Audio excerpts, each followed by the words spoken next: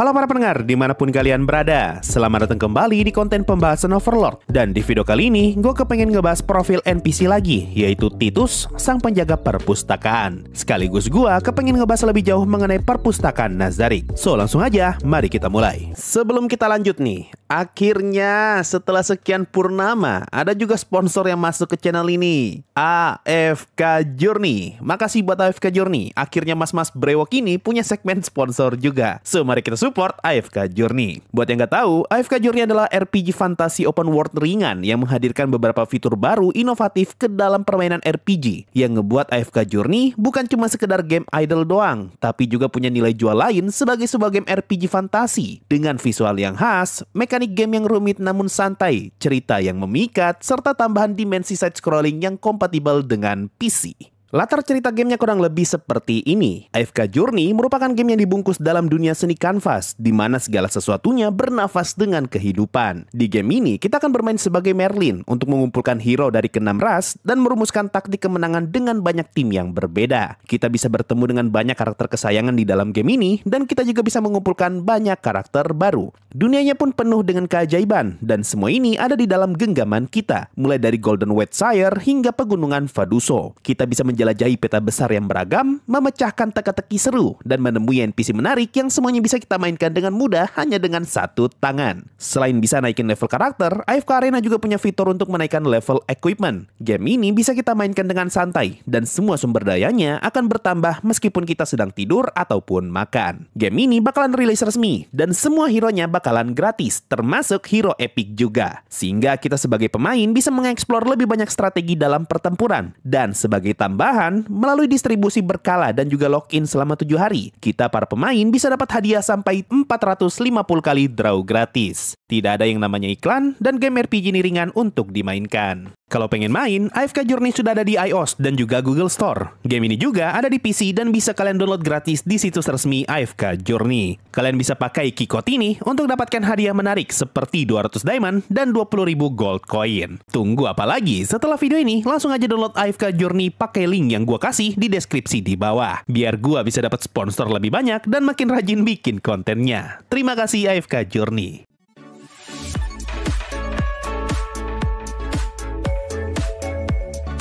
Titus Anneus Secundus. Dia adalah NPC dengan ras skeleton mage. Kalau di anime, kemunculannya Titus kena skip karena harusnya dia sempat muncul di season 3. Tapi meskipun begitu, Titus sempat muncul sebentar di versi manga. Secara penampilan, disebutkan kalau Titus adalah skeleton yang tampak seperti gabungan dari manusia dan tulang hewan dengan tinggi sekitar 150 cm.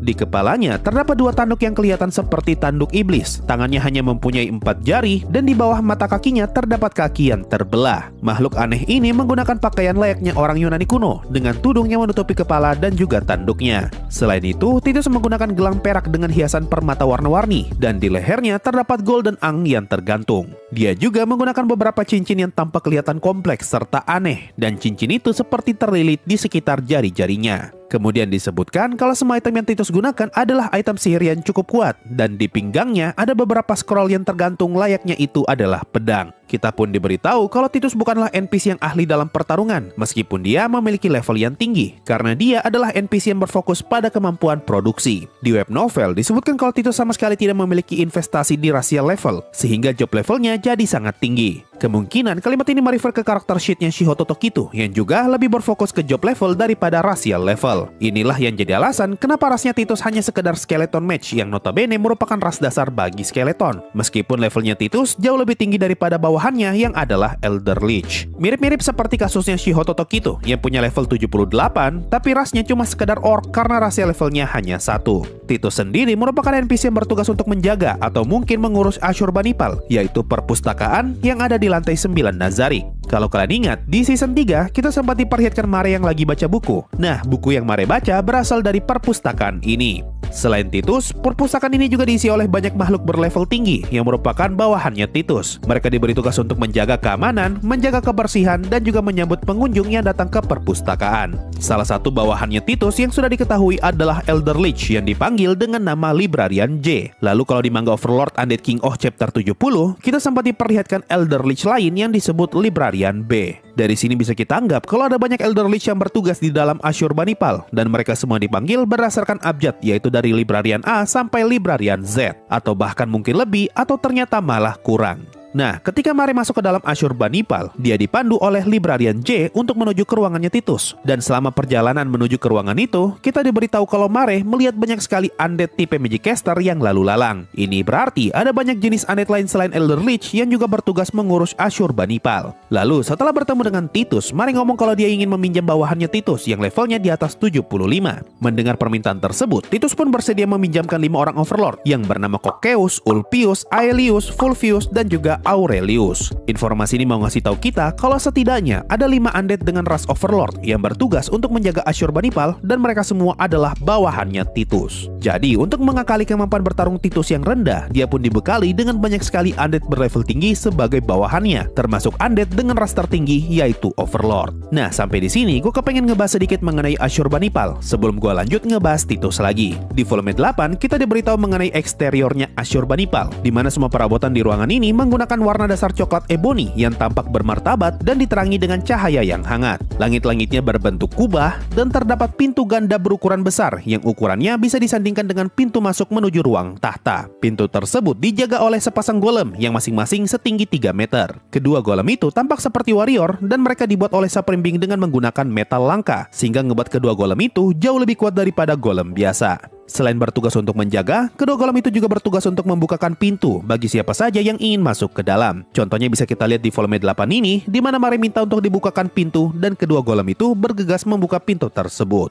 Ketika di dalam, kita diberitahu kalau interior Ashurbanipal tidak tampak seperti perpustakaan dan malah lebih terlihat seperti galeri kesenian. Ini dikarenakan lantai dan juga rak bukunya telah dihias sedemikian rupa. Lantai ruangan itu mempunyai motif parket mosaik yang tampak sangat berkilau dan sama sekali tidak bernoda. Di bagian atasnya terlihat langit-langit yang menjulang tinggi dan terdapat balkon mezanin di lantai 2. Di balik itu ada sebuah ruangan yang dikelilingi oleh rak buku yang tak terhitung jumlahnya. Langit-langitnya berbentuk hemispherical atau setengah bola yang setiap incinya ditutupi dengan lukisan dinding yang megah. Selain itu, di ruangan ini terdapat etalase kaca yang tersebar di seluruh ruangan dan masing-masing etalase tersebut memajang beberapa buku. Ada banyak sekali sumber cahaya di dalam perpustakaan ini, namun tidak ada satupun sumber cahaya yang terlalu terang sehingga ngebuat manusia pasti akan kesulitan untuk melihat karena ruangan ini terlalu redup. Orang yang di dalam pun pasti akan kesulitan untuk melihat seluruh isi ruangan ini karena ketutupan dengan rak buku.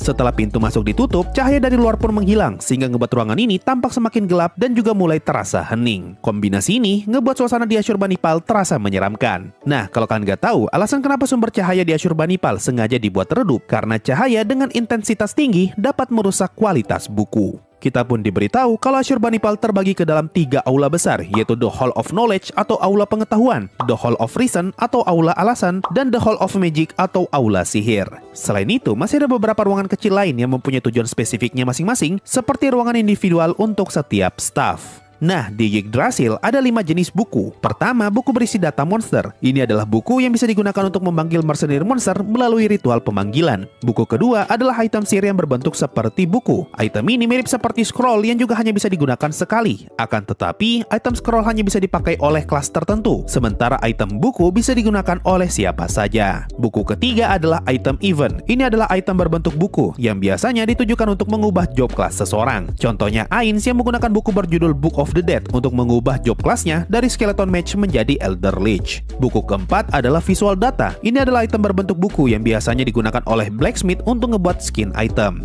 Dan item kelima adalah novel. Seperti namanya, ini adalah novel yang ditulis dalam bentuk buku dan dimasukkan ke dalam game Yggdrasil. Nah, buku yang Mare baca di season 3 tadi masuk kategori buku kelima ini karena buku yang dia baca merupakan buku karya Mark Twain yang berjudul The Adventures of Tom Sawyer. Dari kelima jenis buku tadi, buku jenis pertama adalah buku yang paling banyak tersimpan di dalam Ashurbanipal. Nah, yang menarik, saking banyaknya buku jenis pertama di Ashurbanipal, disebutkan kalau harta yang Nazarick miliki saat ini bahkan tidak cukup untuk memanggil 1/10 total monster dari semua buku yang ada. Lalu alasan kenapa Nazarick bisa punya buku sebanyak ini karena harga buku jenis pertama tidak terlalu mahal, sehingga para anggota guild memutuskan untuk bermain-main dan mereka ngebuat salinan buku itu dalam jumlah besar. Salah satu tujuannya agar mereka dapat menyembunyikan item-item berharga di balik tumpukan buku tadi. Kalau kalian sering nonton anime romcom, apa yang para anggota Nazarik lakukan kurang lebih mirip seperti karakter laki-laki yang suka nyembunyiin buku dewasa di balik tumpukan buku yang kelihatan normal. Nah, tadi disebutkan kalau terdapat beberapa ruangan kecil di dalam Ashurbanipal yang dibuat untuk tujuan tertentu. Salah satu ruangan yang dimaksud adalah crafting room. Ini adalah ruangan yang menjadi tempat kerjanya Titus. Di web novel, disebutkan kalau ruangan ini aslinya lumayan besar, tapi malah kerasa kecil karena keempat sisinya ditutupi dengan rak buku berukuran besar, dan di tengah ruangannya terdapat meja produksi yang juga berukuran besar. Kalau di light novel, di samping meja kerjanya Titus harusnya ada meja kecil. Di dalam ruangan ini ada banyak sekali barang yang tergeletak dan tidak terhitung ada berapa banyak katalis yang tersimpan di rak buku. Ada banyak macam ore, metal berharga, elemental stone, gems, berbagai macam powder, dan juga berbagai organ hewan yang tersimpan rapi. Selain itu, di sini juga terdapat banyak sekali bungkusan perkamen dengan berbagai macam jenis yang masih terbungkus ataupun sudah terbuka. Semua barang tadi adalah bahan yang diperlukan untuk membuat scroll. Nah, tugas membuat scroll adalah pekerjaan yang Ainz berikan kepada Titus. Di volume 4, Demiurge ngomong kalau dia akan memanen kulit domba sesuai umur dan gendernya. Lalu ketika selesai, Demiurge ingin Ainz memastikan mana kulit yang paling cocok untuk dijadikan scroll. Ainz kemudian menjawab kalau tugas itu akan dia berikan kepada kepala perpustakaan, alias Titus. Dengan kata lain, Demiurge bertugas untuk mencari dan mengumpulkan kulit domba terbaik. Sementara Titus bertugas untuk memastikan apakah kulit domba itu bisa dipakai sebagai bahan scroll. Di volume 8, Mare sempat singgah ke Ashurbanipal untuk meminjam bawahannya Titus, dan ketika Mare datang, kita diberitahu kalau Titus sedang melaksanakan eksperimen, yang mana eksperimen ini adalah tugas yang Ainz singgung di volume 4 tadi.